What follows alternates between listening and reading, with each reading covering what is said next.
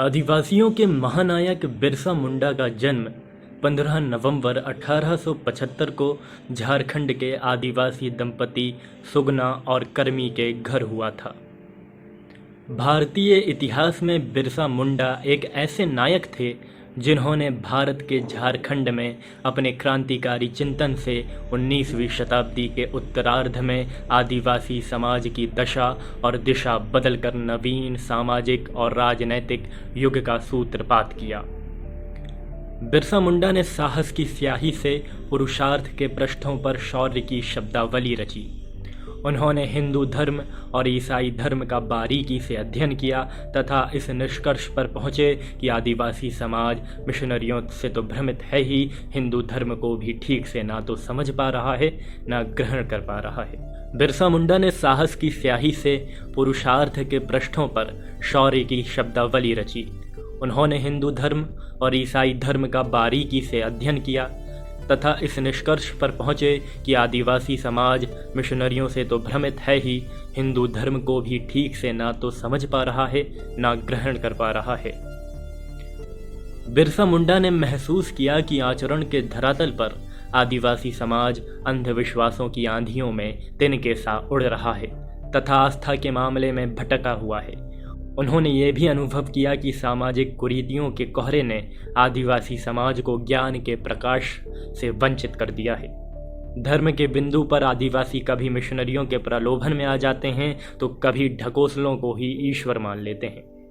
भारतीय जमींदारों और जागीरदारों तथा ब्रिटिश शासकों के शोषण की भट्टी में आदिवासी समाज झुलस रहा था। बिरसा मुंडा ने आदिवासियों को शोषण की नाटकीय यातना से मुक्ति दिलाने के लिए उन्हें 3 स्तरों पर संगठित करना आवश्यक समझा।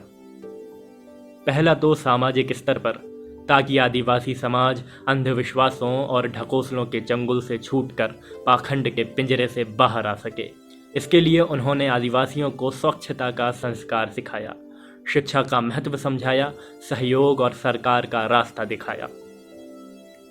सामाजिक स्तर पर आदिवासियों के इस जागरण से जमींदार, जागीरदार और तत्कालीन ब्रिटिश शासन तो बौखलाया ही, पाखंडी झाड़ फूक करने वालों की भी दुकानदारी ठप्प हो गई। ये सब बिरसा मुंडा के खिलाफ हो गए।